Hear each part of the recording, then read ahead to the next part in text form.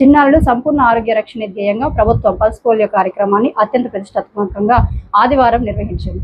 తుని పట్టణంలో స్థానిక సీతారాంపురం ప్రాథమిక ఆరోగ్య కేంద్రం అలాగే పలు ప్రాంతాల్లో పోలియో బూతులను ఏర్పాటు చేయడంతో పాటు వైద్య సిబ్బంది, ఆశా కార్యకర్తలు, అంగన్వాడీ సిబ్బంది నేరుగా ఇంటింటికి వెళ్లి అర్హులైన చిన్నారులందరికీ పోలియో చుక్కలు వేశారు.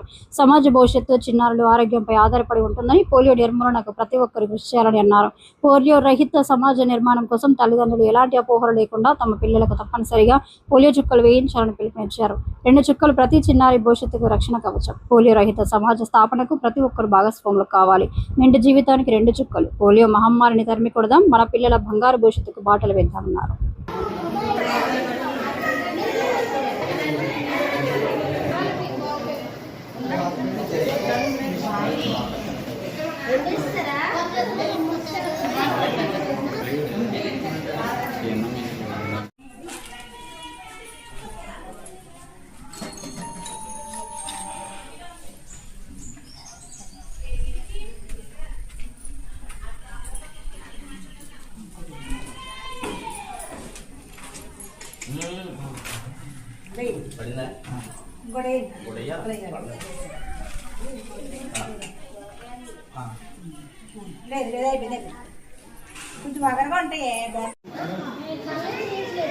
మేడం గారు చూడండి జస్ట్